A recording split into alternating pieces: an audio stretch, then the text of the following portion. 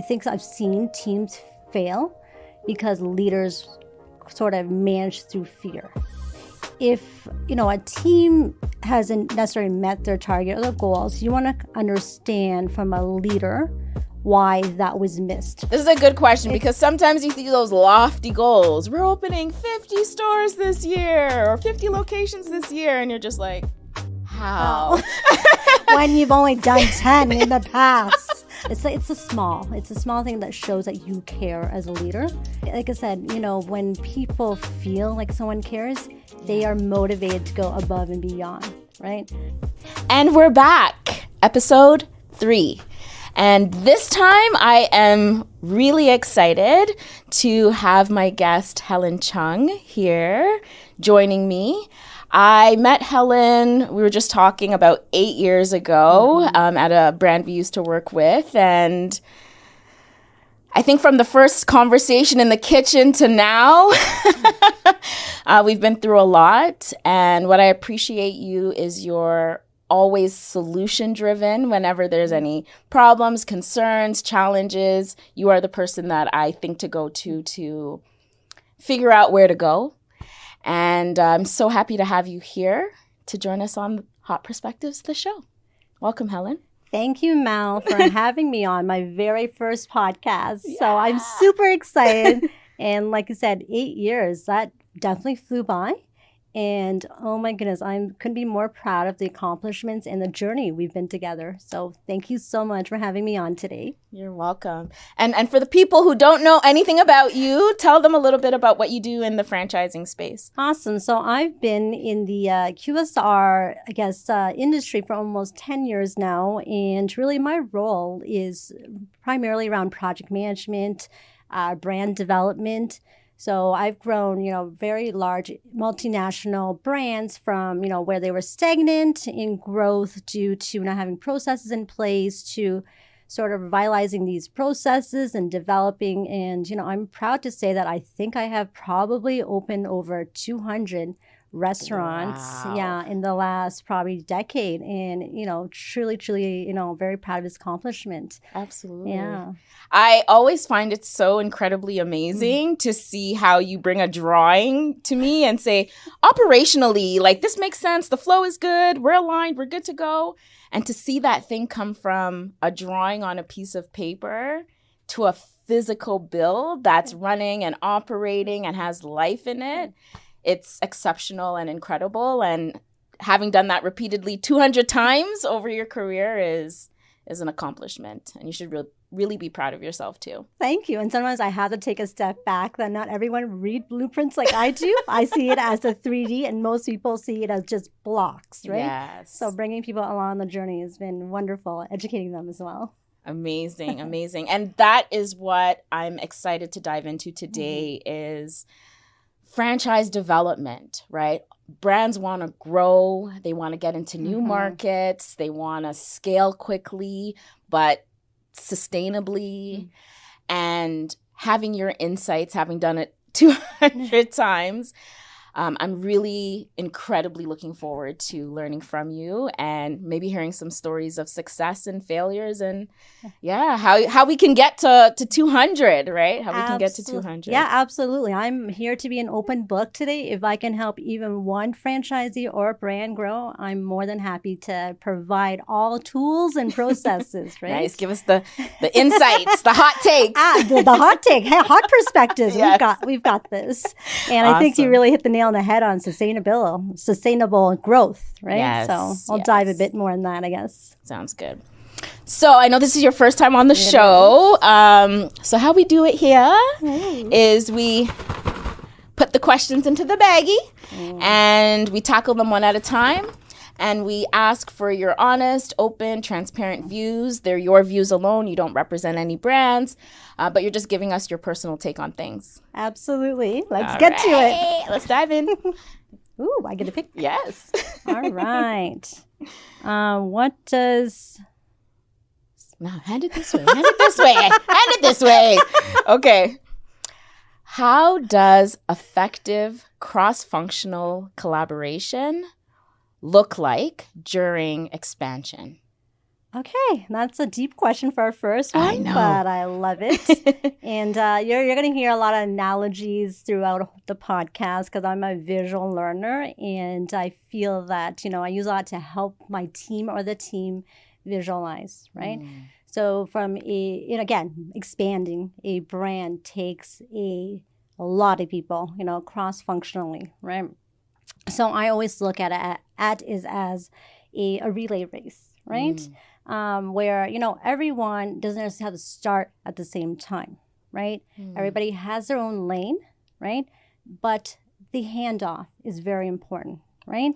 And the ultimate goal for every member on that team is to reach the finish line first, right? But not necessarily at the same time. Right. So when I look at, successful cross-functional team or building cross-functional teams, I talk about empowerment because, as a leader, you're not going to be able to be a one-person show, right? So you need to empower your team and the subject matter experts because you're not going to know everything, right? So it goes from, real estate, franchising, down to operations, supply chain. How does each team sort of play a role in your expansion, right? Yes. And it's also important, as a leader, you also want to make sure that you do pulse checks, right? Create these feedback loops to ensure that you succeed as a team, right? Yes, yes. And I'm happy that you brought in the different examples of teams and functions that feed into scaling a brand efficiently, sustainably, is making sure everybody is at the table so that we allow the subject matter experts to be subject matter experts and own their part of the overall project. Right. And I think it's also important to bring your team along on the journey. Ensure that your team, expanding into a new market, is to recognize the complexity, right? We would be here, sort of lying to ourselves of saying it's not complex. Right. Right. So what I want to do is I want the team to acknowledge the complexity, but not to fear it. Right. To me, I'm building it up as a team that is able to face these challenges, but not view them as barriers. Right. So as a leader, you create that vision, right? And that motivation as to why we're doing this. We've, expanding this market. At the same time, you want to set the team up for success, right? I think the point that you made about sharing the why and sharing the long-term vision and goal with everybody helps so much with that alignment. Helps so much that when things come up, because things always come up, everybody is on the same page. Everybody knows how it affects their specific piece. Right. So can you tell us a little bit about how you create that environment as a leader that does bring everybody along, that creates a space for effective feedback loops and keeps the communication flowing? Yeah, I think it starts, like I said, with the vision, right? And then cascading that down into KPIs for each. What are KPIs for the people who don't know? Key performance indicators, right? Yes. So how does each team or function feed into a KPI? Or ultimately, in layman's term, how do you impact, the overall goal? And for me, I'm very results driven, right? If I understand how my work or what I'm doing can feed into success of the company or that goal, I am more motivated, right, to attain that. And at the same time, you're going to have, some tough conversations as well, right? And as a leader, you have to be prepared to have those conversations. That's why feedback loops, like, we talked about, is very important. Right? And staying on track.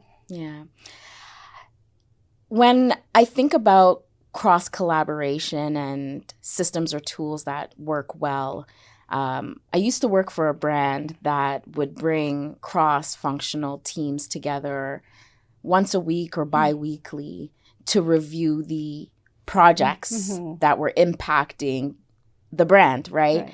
And it'd be a quick update. This is what's going on in this function. These are the projects that are feeding the goal. And these are the people who have accountability over those projects. And I thought it was such a great way to, again, kind of understand how your specific role and what you do feeds into the overall brand growth, brand image, brand goals, right? And so I've seen how impactful that can be, and I see how opposite that could be when it's missing from the story, from the team, from the communication.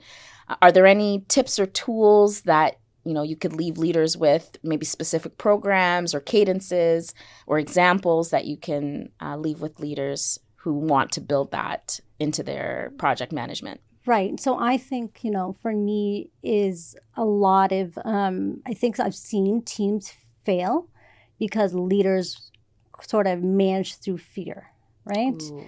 And so what I do is in these weekly checkpoints, or sometimes we call them war rooms, we're there to support one another, right? If, a team hasn't necessarily met their target or their goals, you want to understand from a leader why that was missed, right? And what you can do as a team or as a leader, or sometimes you may yourselves as a leader be part of the team to support, right?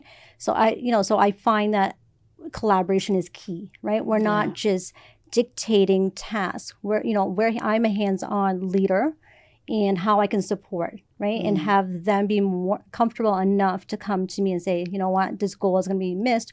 Or sometimes, a room, and when you lead by fear, I find team members will just say, yes, those are realistic timelines, and then they are missed, right? So I really take the time to understand the processes, right? And really question, are you sure that you can do this? Typically, it takes this long, but you're telling me it's 2 weeks. Like, how are you going to achieve this goal, right?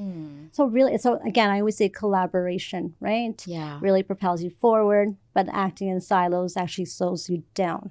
Yeah. Right? Yeah. I think the word that comes to mind when you give that example of that situation is psychological safety, and how you create, again, a safe space for feedback, for honestly, we're going to have challenges meeting this deadline, or we're going to miss this deadline. And as a leader, instead of leaning on judgment, you're leaning on curiosity first. Well, why, right? Why are we, what got us here? Because sometimes it has to do with the work, the process, but sometimes it also has to do with the people. And maybe they're going through something, or they're managing something, even outside of work, that's having a ripple effect or an impact. As a leader, I think it's so important to acknowledge that we're not machines, right? We're people. Right. And telling people, don't let your personal life have any impact at all on you when you show up to work is just, it's not realistic. No. And so what's maybe one tip you can give leaders who are maybe struggling to create those psychologically safe environments where their teams feel safe to share? Yeah. What's a tip that you can maybe share with leaders that are hoping to do that? For me is getting to know the person, right? Not just from a business perspective, but like you said, from a personal, because as much as we say to disassociate work and personal, that's just not reality, right? Yeah. Even myself, sometimes if I'm having like a crazy weekend with, the boys I have, and I come and I'm exhausted, to have that space to myself for my team to realize. And likewise, recognizing that, my team has worked through the weekend, so we're able to check in the mental health, right? And I always emphasize work-life balance, right? And if I've seen that they've worked, a lot, I was like, please go, have dinner on us here, expense your dinner, right? Yeah. But, it's a small thing that shows that you care as a leader, and getting to know why, especially if it's sort of out of the characteristic that, they've missed a deadline when they've always been on top, right? So getting to know them, and like I've said before, when you care about a person, it shows through. You're authentic as a leader, right? Or I've told, what, don't go to this meeting, I'll step in for you in this meeting. You've had back-to-back meetings, let me step in. I'll take some key takeaways if I need to escalate to you. Step away, take a moment to yourself, right? And always, like I said, when people feel like someone cares, they are motivated to go above and beyond, right? So I genuinely lead with the people first mentality, right? And I've seen it transition to very successful, high performing teams. Amazing. I'm going to throw one more at you, a quick question at you on this topic. Yes. Because it is something that I see leaders really struggle with sometimes in creating that safe space to share. And sometimes that relationship is there at the beginning, is there over time, but something happens to damage the trust, to shift. Something happens and things shift in the relationship. How do you as a leader, because I do believe it's the responsibility of the leader to step up in those situations and acknowledge that there's been a shift and talk through how we can get back to a place of trust and rebuild. What's something, or maybe there's an example you can give of a time where maybe trust was broken or that shift was felt? How did you get things back on track with that team member? Yeah, I mean, great question. I think this is where it is so important to build trust, right? For them to be comfortable with also providing you feedback, right? Yes. So bottom up feedback, right? So when that happens, I expect, it doesn't even matter about titles and sort of reporting hierarchy, but having, a team member call you out, right? Yeah. And I've had an example where actually it's very, to me, it actually brought us closer. So I had a team member, he's, was very junior on my team, and I thought I was helping him out by saying, another project is coming up and you're working on 10 projects at the same time. Let me give this project to someone, right? And I thought I was doing a favor, didn't even ask, and just assigned the project to someone else, right? Good intention, 100% good intention. But then he found out through the other, project manager why he wasn't given this project. And to me, like I said, with good intentions, thinking I'm helping to offload, but from his perspective, it's like, well, what am I doing wrong? Why wasn't I given this responsibility? And I always use this as, like I said, when very junior, he probably just graduated from school. To be able to call me out, literally ask, can I have a meeting with you, right? And I can tell you I was taken back, right? Because like I said, I'm coming in with good intention, but seeing his perspective, right? Thinking, why wasn't he asked, and let him decide, right? So I love these kind of feedback loop. It doesn't just have to be top down. So something like that, if he had held it in, right? If that trust wasn't there, I feel like he would have had that, like, I'm at risk of, maybe I wasn't performing, but for him to have that. It takes the guesswork out of it. It does. And it just made it so much closer.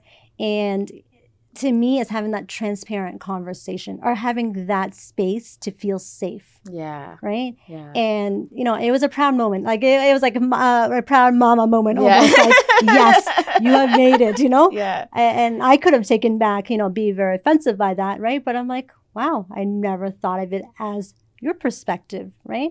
Never saw it that way. Never saw that way, but having that open dialogue, right? And it's just me, and I've asked for his permission to kind of share it with the team and say, as an example of how we can come back from it. 100%. Yeah. So I'm actually really happy you shared that example because I often do really lean on whoever has the perceived power or leadership in that space to take the initiative.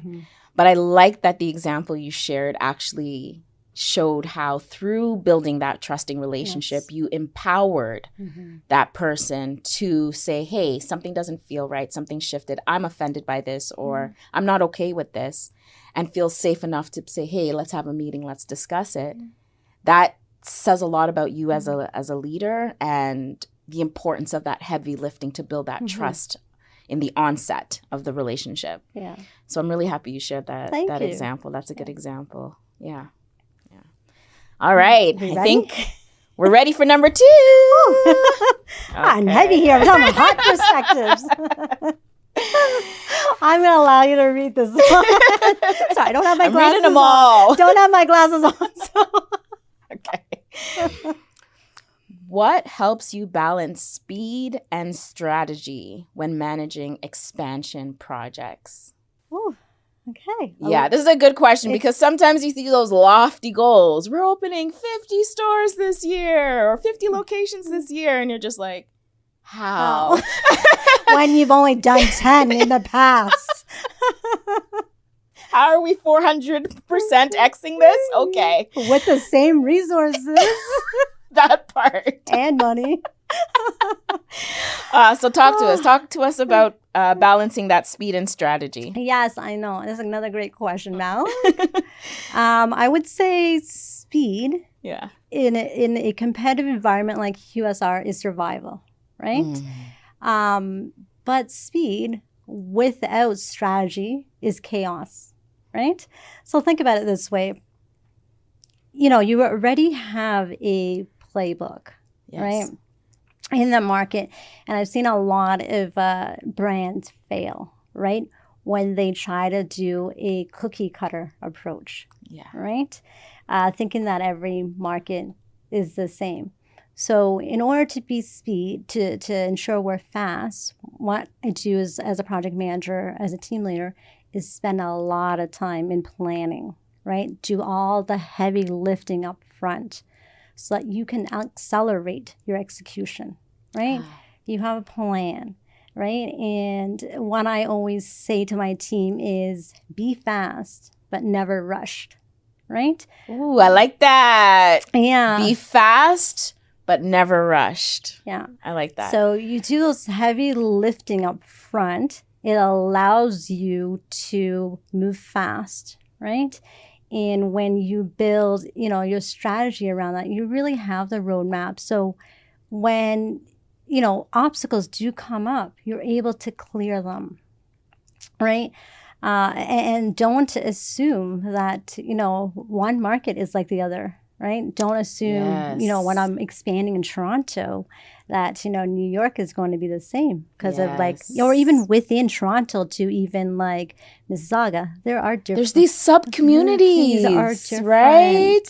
100%. Yeah, these little nuances that need to be acknowledged. Yes. And built into the strategy. 100%. Yeah. And so, you know, what I always do is I prioritize like decisions that is going to unlock momentum, right? Decisions that unlock momentum. Right. And then also de-risk, you know, anything that is going to slow you down. Right? Right. So those are like, you know, almost like what are the low-hanging fruits? What are the risks that will come up, right? Yes. And ensure that I am, I never want to compromise like, you know, long-term gains for short-term wins, right? So a lot of brands, and again, you know, when you talk about risks, right, you kind of prioritize what risks you're willing to absorb and which ones you're, you know, willing to avoid and mitigate, right? Mm-hmm. So we prioritize those. Yes. And ensure that you have a plan. Yes. And I like that you bring up the importance of being proactive in the planning. Yes. Because to put a goal up there, like, yeah, you've done it. You've done a 50 store build year for a brand. So I know it's possible. But coming back down to making sure you have the resources and realistic expectations of what it's going to take to get there is so critically important, including the risks, including the resources, including the timelines, including the potential pitfalls, right? And considering things like the small town or the community nuances. And I want to spend a little bit of time on that, a little bit of the strategy and how to be proactive. Is there a tool, a system that you use that helps keep you organized and on task when it comes to the strategy part? 100%. Like I said, it always starts with a big goal, right? Yeah. And then it's breaking it down, right, to manageable goals, right? And seeing how we can ensure that we're able to hit those milestones, right? Because if you try to, this is where the planning is key. Yes. If someone comes to you and go, Mal, I want you to next week to expand into this new city, and you don't know what the steps are, like, and it's, you know, what we, again, not to be too technical with project management terms, what we call it the critical path, right? What are those milestones for the critical path, right? To ensure that you succeed, right? You're able, like I said, move fast, but not rushed. Right. So I imagine, because I know that you oftentimes report directly into the decision makers, the yes, the no's, the sometimes even the CEO. How do you bring someone back in when they've maybe put out a goal that, though is stretch and looks really great on paper, is just not achievable with the current resources, time of year, climate, whatever external reason, where you've just had to push back and been like, it's not going to happen. Yeah. And I think, to me, I've learned over the years is how to say no, right? And what I mean by how to say no is fact-based, right? Using the data. Using the data, right? Yes, these are all this you want to launch next week or whatever it is, right? And then I'll build a timeline. I go, that's not, again, I learn to say no, not necessarily saying no, saying that is possible only if you're willing to compromise on the following, right? You know, maybe not if you're building, for example, a software, right? You're not going to be able to have these modules. Are you okay with launching which is this? And then, you know, whatever, another 6 months from now, I'll be able to give you this, right? Or what is the trade-off? So I never say no, right? I find ways to get them along, bring them along on that journey, right? No and. Yeah. Or yes and. 100%. Because I find that, you know, again, it's rightfully, because the CEOs, they're not part of the day-to-day management. They don't necessarily know what's on the critical path. They don't know the steps. And maybe even in the past, I've often been told that it's been done in the past, right? But there's that feedback loop. Yes, you've done it in the past, but was it successful? How do you know it was successful, right? So I often hear that. That is such an important question, is how are we defining success here? Yes. Right? Oftentimes, I know we've both held leadership roles and led departments and, you know, had to answer to people. And so much time is spent around just checking that box. Yes. And not checking in afterwards to understand, did it have the impact that I intended it or we intended it to have? Did it deliver the results that we intended and expected? Or are we just okay with saying this task has been completed, we can move on to the next thing? And, you know, sometimes, and I know we're talking about, you know, builds and new market expansion and development, but even in operations, sometimes marketing comes with this great idea and you want to work fast with it and you want to push it out quickly and you want it to be successful.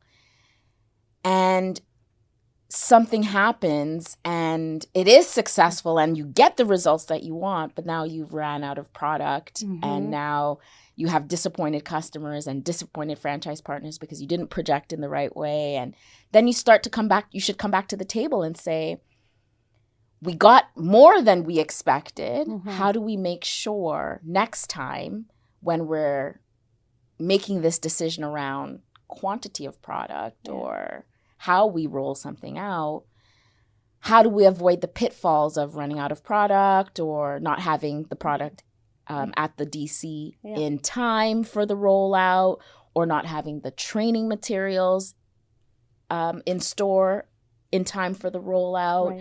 How are those small things impacting the overall results? And that's the difference between checking the box and saying, we've launched it and it was a success, and going back in and saying, sure, overall it was a success, but where could we have seen some better results? Were there things that we didn't consider? Yeah. And for me as a project manager, the project doesn't end the minute that product or that restaurant opens, right? It's coming back and doing a postmortem, right? Capturing or creating a database of lessons learned, right? I always, again, do those exist? Databases of lessons learned?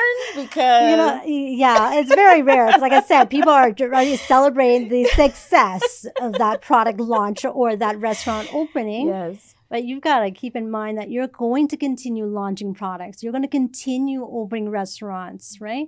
So I always, go to team. I'm like, you want to work smarter, not harder, right? Yeah. Like we do not want to, every time we launch a new product, we're starting from scratch, right? Yeah. We want to be able to have, a database of like, what were the successes so we can replicate those, and what were the obstacles so we avoid them, right? Yes. And I find that is the biggest pitfall of, of any project or, brands and corporations I've been part of. They just ignore that part. Mm-hmm. So for me, I think what has made me so successful, or some of the brands that I worked for, is going back and ensuring. It is painful because everyone just wants to forget and, celebrate the wins. Yeah. Right. But it's important to circle back and ensure those are captured. Right. Yes. So, and it's like I said, everyone thinks it ends there. It doesn't. and I think what is also important too is that, you recognize your team members, right? And I always say celebrate the small wins as well as the big wins, right?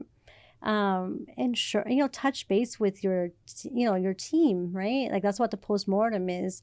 How were you, like what can we do differently? Is it, to me, if I could be like, this felt a lot for one person. Do you, should we add another person? Like those are what we capture as well, to ensure that you have the same team again to help you have another successful launch. Like you don't want to have a brand new team, right? Because your team is gone. Like, yes, you did it, but at what cost? At what cost? Yeah, right. So at what cost? I love that you're bringing in the importance of the post-launch or post-opening analysis. Yeah. Right? Yes, celebrating the wins, but looking at where we could learn and take some lessons from. I think that's genius. Database, what did you call it? Sort of a lessons learned. Lessons learned. Yes, a database of lessons learned. Now, you said feedback loop in getting that feedback from your team. Who do you need to hear from at the end of a project? And since we're talking about expansion into new markets and development for brands, we'll stick to more so that scope of work. Who is it that you're checking in with for that feedback? I think ultimately it is your key stakeholders, right? Okay. So for me, is the CEO, my manager, right? To ask them, was this a win in their eyes, right? Yeah. If it is or isn't, why or why not, right? And again, I would caption the lessons learned. And I would also, as a leader, I would also push back and say, what did success look like, right? What were your KPIs that you were, measuring, right? Yes. Ideally, you would try to capture this, at the beginning of the project, so right? Again, fact-based, that it was a success, right? But I've worked for, CEO where, maybe the old mentality that, we're not going to give this team all the recognition. Yes, that was a win, but you could have done faster. You could have been, cheaper, And for me as a team, as a leader, I would push back, but I would still celebrate with my team. Yes. Right? Yes. So you said checking in with the CEO. Mm-hmm. Who else? For me is the business key stakeholders, right? So let's go through them. CEO. So CEO would be if it's a restaurant opening, right? And for me is your operations. I always say my operations team is my internal customer, right? You want to make it as easy and as seamless for whoever's coming in to open the restaurant, because that is a very challenging role, right? You're dealing with You're talking about that either field coach or franchise business coach or store operations trainer. Like that. You can imagine you're having an influx of customers and you have a completely new team that don't understand. So everybody is calling your name, reaching out to you. So for me, who primarily focuses on, development and ensuring that the restaurant is operational efficient, right? Ensuring that they don't have to worry that a fryer is not working. I want them in there, focus on the training, focus on the opening of the restaurant. So that would be one, to me, that's a very important stakeholder. Was that success? Okay, so corporate operations, making sure you get that feedback from whoever that field support or opening support team or person was, making sure you understand, hey, was everything working the way it was supposed to work? Did everything show up in the way it was supposed to show up? Exactly. Yeah. And then to me, ultimately, it's also your franchisee, right? Yeah. If, can't forget the franchise partners.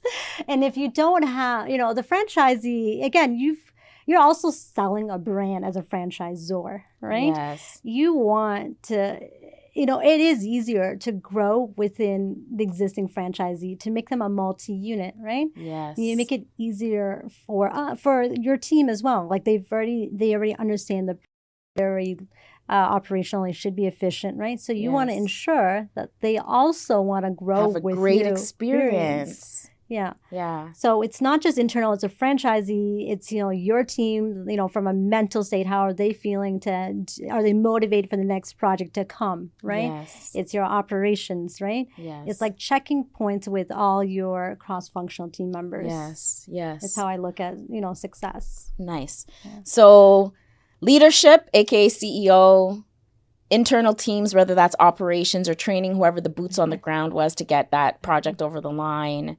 And then the franchise partner, making sure that they've had a positive experience. And, on the franchise partner piece, because I think that is a critical piece that is often missed, it's also important that you're getting the honest feedback.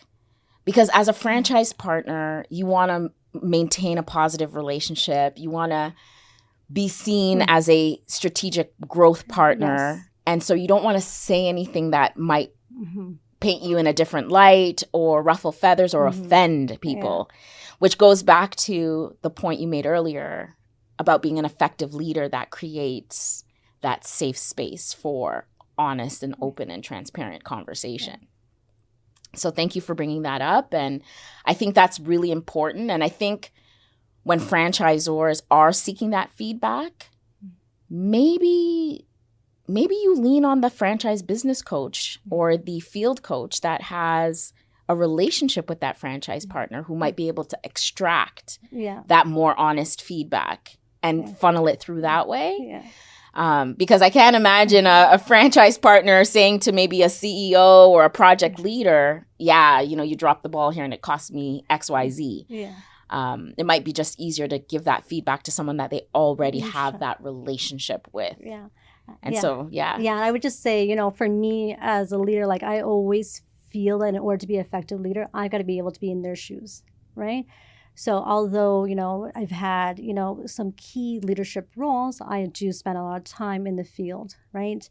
Staying connected, hearing them out, right? Yes. And often, and actually, I'm not sure who told me this once, but I thought it's so effective, is that franchisees will always ask, as a franchisor, for the world. Because what's the worst thing for them? Is the franchisor says no, right? So no, coming from that set of lens, because I use big, we've delivered this restaurant on time and this, but they're always gonna push and ask, because really, what is in it for them? Like nothing, but they're just gonna be said no, right? Told no. Yes. So I've come from that, right? And is also listening, and I'm talking about really listening, not just checking the boxes, right? Because over the years, I've learned that the franchisees, they're boots on the ground, right? So there are a lot of insightful that I'll come back and I've adapted to future builds, right? Based on their feedback. And I give them recognition. So they know that they're just not saying that they're being heard, right? Yeah. It's beyond just being heard. It's being included. Yes. And I always tell people, brand growth brand culture is about connection. It is. How everyone in the ecosystem feels about the connection to your brand, right? Your leadership, your team members, the customers, the franchise partners, the communities that you serve and exist in, right? How they feel about your brand matters, right? That's how we equate brand value. 100%. Right? And you are in the wrong field if you are not a people person. Yeah. Right? Like you said, you're just, connected with everyone in the community, internally, externally. Yes. Right? So you have to really like people. Love that. Okay. I think we got to go to one more. Okay, let's see. Okay. Ooh. Take a good one. Hold on. I got the very bottom here. Okay. How do you lead teams through the complexity of launching into new markets? Yeah, I feel like we've kind of touched a little bit on this as well. Yeah. For me, is ensuring the team understands that there will always be complexity in expansion, right? And call a thing a thing. Like, if I'm sitting here and saying, no, there's no complexity, then you would see so many brands that expand in U.S., Canada, internationally, right? And for me, so it is how to build that muscle, right? And that comfort to be able to deal with these complexities when they come up, right? And I think one of the best way is to be proactive rather than reactive. We never want the house to be on fire until you start, and that's when you put up the fire. You want to prevent it from happening. Is right? that smoke? You don't want to get there, right? And now, I said, move fast but not rush, right? And so if you're not preparing yourself for this complexity, then you're already being reactive, right? Yes. And that is when you are operating under chaos and people are overwhelmed. You're overwhelmed as a leader. You may not bring your best foot forward, right? So it's preparing, it's acknowledging that there are complexity, right? But it's also important that, we've tested, the market, right? Yeah. And so there might be some brands that are listening that are emerging brands. Maybe they've only existed in one market or one type, maybe only an urban, haven't done rural, haven't done outside of even, say, the GTA or Toronto. So they might not have existing data to look at to say, hey, we've tried this before, we've done this before, this is what we've learned from it. Right. So if you're a more emerging brand, never really went into a new market, what's some of those steps you can take to be proactive in your planning? Right. I would say there may not be direct data from your brand, right? But you research that market. What brands or products even have you seen that have been successful, right? And you kind of research on what they have done. Right. I always why create something from scratch when you can just adopt. Right. So if you're seeing, a brand that is in that market and you're seeing they're growing, kind of do a little bit of research, a little bit, even networking, you'll find, they're not, a lot of people are open to, giving you some data, some research that's not confidential, right? Yes. I'm the same way. If someone comes to me and they want to open, I try, there's room in the market, right? There's room at the table for others to succeed as well. All right. So, do your research, right? That is honestly one of the biggest tips I give people, whether they're looking to buy a franchise or build a franchise. I always say, do your research, right? The internet is a vast space for information, literally at the click of a finger. Go and visit not just the one neighborhood location that you're at. Go and visit different locations. Go at different times of the day. 100%. Right? How is it on a weekday? How is it on a weekend? Yeah. What about the morning? What about the evening? Yeah. Right? There's a lot of research you can do on your own. Yeah. And for me, I'm always doing what I call people watching. Yeah. Right? So I'll watch and I'll see like what the demographics are, right? Yes. Gas stations are great. You can see who comes in and out, what's the flow. Because usually your gas stations are the main intersections, right? Yes. What is the household? And you can pull up household counts, demographics, income, right? And understand who your target audience is, right? That part. So those are key. And like you said, do it throughout, even different months. If you have the luxury of time, right? Do it summer, do winter counts, right? Seasonality is one of the, I think, underestimated pieces of data that people should be looking at is that seasonality. Yeah. Not just the annual sales, but how do those sales peak and valley throughout the course of the year? Yes. Because it helps you with your planning and it helps you with setting the expectation for your franchise partners, for your teams. Like if you know, hey, we don't want to open a store when it's our trending down season. We want to make sure our stores open up during closer to our peak periods to maximize that first 3 to 6 months of business being open. 100%. Right? And you also want to see if your business can survive during those low seasons, right? Yes. So factor that in, right? Absolutely. And research. So to me, when you say that there's no data available, yes, maybe internally there isn't, but there's such a vast resource now. We are the world of the web right now, internet. There's just so much information that wouldn't be available even a decade ago, right? Yeah. Immerse yourself in the community, right? And you'll get some feedback there too. Yeah. And I'm glad you brought that up in terms of immersing yourself in the community and having conversations because the qualitative data is sometimes the thing that unlocks growth for you. Yeah.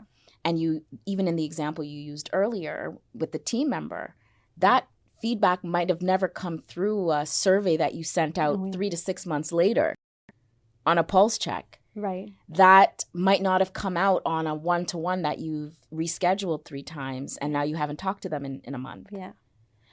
But having that conversation in real time, in real life, and working through that is still data that should be brought to the conversation and should be valued. Yeah. Right? Yeah. Yeah. When I'm always going to, real estate managers, sometimes they are a little bit of checking the box, right? Yeah. Always have, I always try to be a little bit of the devil's advocate, right? Like, why are we growing here? Like, what have we actually done? Market research, right? So I guess going back, it's how I kind of deal with complexity is like breaking it down, being a little more proactive and doing your research. Okay. I love it. I love it. All right. I think we got time for There's at least more. Such a rich conversation. I'm loving it now. All right. Here we go. Okay. Oh, this is a good one because it feeds really into what we've been talking about. How do you maintain brand consistency while adapting to local needs? Yeah. I know we touched on it a little bit earlier, but let's get into that one because consistency, a brand without consistency is hardly a brand. Let's be honest, right? Agreed. Another great question, Mal. Yeah. So brand consistency is ultimately very important, right? Yes. That's how your consumers recognize you, right? But I think a lot of brands have failed when they hang on too tight to the consistency, right? You need to always do sort of like a 70-30 rule, or 70-30% rule, right? 70% is the brand consistency. 30% to me is where you're a little bit more agile, you adapt to local market, right? What you do as a brand, when I say 70%, is like, what are non-negotiables, right? For a brand when they're expanding, right? That could be customer experience.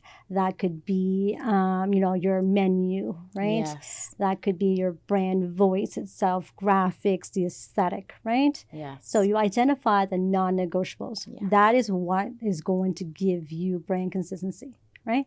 And then that 30% is your local adaptation, right? And I'm talking about local adaptation. It's not, it can be something as simple as, this market really likes stuff that are hot and spicy, right? So adapting or turning it up a notch, right? Yes. Your food can be a little more spicy, or, or it could even be as drastic as a different service concept. It's, if I'm expanding in one of the Northwest Territories and it's extremely cold, maybe I want to do more drive-throughs, right? So it's understanding the local, requirements and, and adapting to those, right? Yeah. And I'm glad you said the requirements, because we talk oftentimes about brand non-negotiables and brand requirements. But when you're emerging into new markets, you also have to consider that market regulation, the nuances that come down from just being in that province or country, that considerations you might not have to have in the origin place of your business, right? Whether that has to do with design, washroom or restroom requirements, health and safety requirements might be different, accessibility requirements might also be different. So as a project leader, someone responsible for understanding all of those pieces before you move forward, because we both know it can get very expensive if something core is missed and you have to literally go back in and sometimes break down walls and do things completely over. Right. So what's one or two tips you can share about understanding the regulatory side? So to me, it is again, when I'm expanding countries, you really want to partner with local operators and, potentially local, if you have team members there who knows the market, who knows these little nuances, right, that you may not have considered, right? And really listening to the locals, right? And I've seen so many brands fail, not because that they're not, their product or their brand is not a fit to that market. It's because they've never taken these into consideration, right? Yes. Or they've undermined these. I'll give you You don't know what you don't know. No, you don't. So you rely on those experts that are local and listen to them, right? Yeah. And you've brought up, and I know you have more to say, but you've brought up listening and the importance of active listening and really listening a couple times. Yeah. How do you know if you're actually listening to listen? Like, how do you know you're a good listener as a leader? Like, what are some of the things that point to, yes, I'm doing a good job here? I don't know. I hope I'm doing a good job. Well, for me, is that it's a two-way conversations, right? You can tell when someone is not listening if they're just jotting down notes, not asking clarifying questions, right? Clarifying questions. And asking, okay, have you experienced this before and why has it failed, right? Or why is this market different? Explain, like, to me, I have to understand the why, right? Leaning into that curiosity. Yes, leaning into curiosity, understanding their perspective, right? Yes. And I've actually made a point, like, again, I have implemented many ideas from the local operators because they just make sense. Yes. Right? Like, why am I going to work harder if, like, this makes sense? Okay, this makes sense for the demographics. You live and you breathe in this community. Why would I come in and say that I'm the expert, right? So I think embracing that expertise, that local expertise. Collaboration. Collaboration is so key to it. Yeah, love that. Yes. Sorry, you were saying, how do we get more? What other considerations do we need to have in building out in different local markets? So for that's what I'm saying. One of the key ones, like local adaptation, right? And don't think of local adaptation as something that is very big. One example I would say is that working with a brand, we're expanding into Newfoundland. Wow. Yeah. So East Coast. We interesting market out there. Very. I mean, one of the biggest challenges in the East Coast is supply chain. Yes. Right. So when I understand, supply chain, where I'm talking about food delivery, we're talking about 22, and one is taking 22 hours to get from one warehouse in, say, Nova Scotia over to Newfoundland. 22 hours. We got to take a ferry. Wow. Delivery now, typically, there's about 2 to 3 times a week. In Newfoundland, it's once a week. Okay. Right? How do we navigate around that, where you need now larger storage, larger refrigerators and freezers, right? But if I hadn't known these local conditions, we would have built to a standard that's out in GTA, right? And the franchisee would definitely the brand would suffer. Brand would 100% suffer. Yeah. Our customer experience wouldn't be optimal. We're running out of food, right? And there's nothing to do, right? So understanding these, right, and doing the market research. And this was flagged by a local operator, like, who had another brand or another business there, saying, how are we navigating this? Yes. So for my team, like, we're, looking at external storage. We're looking at how do we optimize the storage within the restaurant. Yes. Right. And having that information just feeds so many different aspects of the brand. You just talked about, it's supply chain, but it's linked to operations, the customer experience, product availability, potentially product quality. Yes. All of those things get impacted with this small piece of information that could only really come from someone who lives it, breathes it. Yes. Yeah. Yeah. So I said, can you imagine if we didn't know the supply chain, I would have assumed, oh, that's not a good market. Right? Knowing that it was something that could be so small as like a hurdle around, not small, I don't want to say it's small, but like a hurdle supply chain. Instead of dealing with the root cause, you're just going to exit the market or no longer expand in that market. Yeah. Right? And I think that's what makes your brain, your mind so beautiful is you look at a situation like this in where a lot of other leaders or people in your position might say, this isn't the brand for us. This isn't where we want to grow. Yeah. And instead of just saying no because it doesn't fit exactly into our current mold and model, you say, but wait, is there another way? Can we make an adjustment? Let's test this out. And you're very solution driven. And I think all leaders need to be solution driven and be able to know when to lean into that and not just stay and be agile and not just stick to, we've always done it this way and this is the only way to do it. Yeah.